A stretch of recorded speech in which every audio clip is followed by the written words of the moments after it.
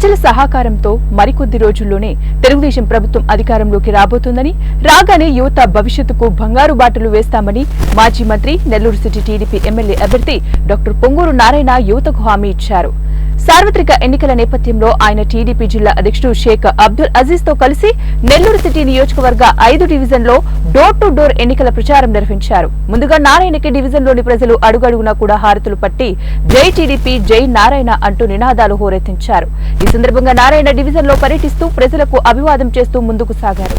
మే 13వ తారీఖున జరిగే ఎన్నికల్లో ప్రజలందరూ కూడా సైకిల్ గుర్తుపై ఓట్లేసి నన్ను ఎమ్మెల్యేగా, వేమిరెడ్డి ప్రభాకర్ రెడ్డిని ఎంపీగా భారీ మెజారిటీతో గెలిపించుకోవాలని విజ్ఞప్తి చేశారు. అనంతరం డాక్టర్ పొంగూరు నారాయణ మీడియాతో మాట్లాడారు. ప్రజల ఆదరణ అనూహ్యంగా ఉందని, ఎందుకంటే నేను చేసిన అభివృద్ధిని వాళ్లే నాకు గుర్తు చేస్తూ ఉండటం ఎంతో సంతోషకరంగా ఉందన్నారు.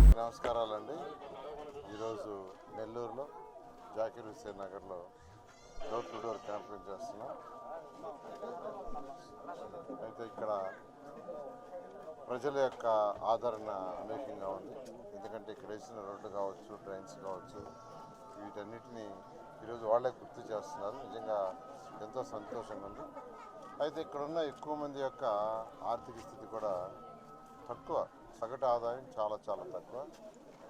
ఇక్కడ ఎక్కువ మంది చిన్న చిన్న పనులు చేసుకునేవాళ్ళు ఎక్కువ మంది ఉన్నారు. ఖచ్చితంగా వీళ్ళ ఆర్థిక స్థితిని పెంచేదానికి ఖచ్చితంగా ప్రభుత్వమే చైతన్యవ్వాలి, సంక్షేమాలు చేయాలి.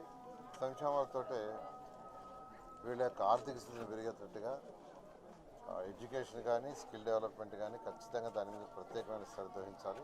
2014 నుంచి 19 దాకా మాజీ ముఖ్యమంత్రులు నారా చంద్రబాబు నాయుడు గారు ఈ స్కిల్ డెవలప్మెంట్కి ప్రత్యేకంగా యాక్చువల్గా ఒక సెల్ పెట్టి ప్రతి జిల్లాలోనూ ఈ స్కిల్ డెవలప్మెంట్ని స్పెషల్ డ్రైవ్ ఇంజనీరింగ్ కాలేజీలో చేయించారు. అదేవిధంగా మహిళలకు కూడా యాక్చువల్గా స్కిల్ డెవలప్మెంట్కి ప్రత్యేకంగా చేశారు. అది చేయటం వల్ల ఎన్నో లక్షల మంది యాక్చువల్గా వివిధ ఉద్యోగాలు చేరారు. ఎప్పుడైనా వాళ్ళు మంచి ఉద్యోగాలు చేరితే, లేదా వాళ్ళు ఏదైనా సొంతగా వ్యాపారాలు చేసుకుంటే తప్ప ఆర్థిక స్థితి మారుతుంది.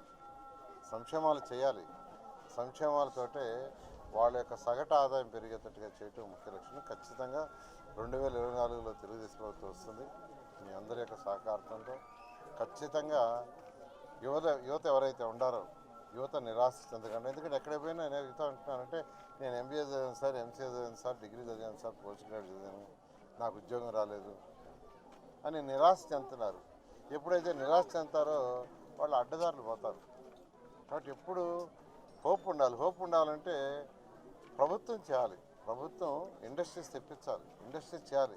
అందుకే చంద్రబాబు నాయుడు ఇప్పుడు కూడా ఇండస్ట్రీస్కి ఫస్ట్ ప్రయారిటీ ఇచ్చి విదేశాల్లో ఉండే ఇండస్ట్రీస్ని పిలిపించడం, ఈయన పోవటం, అక్కడ వాళ్ళతో కూర్చొని మాట్లాడటం, మీరు రండి, మీకు కావాల్సిన వసతులు ఏర్పాటు చేస్తాం, ల్యాండ్ ఇస్తాం, కరెంటు సబ్సిడీలో ఇస్తాం, రోడ్డు మార్గం వేస్తాం, తర్వాత ఎలక్ట్రిసిటీ సబ్సిడీలో ఇస్తాం, వాటర్ కనెక్షన్ ఇస్తాం, ఇలా చెప్పి వాళ్ళని తీసుకురావటం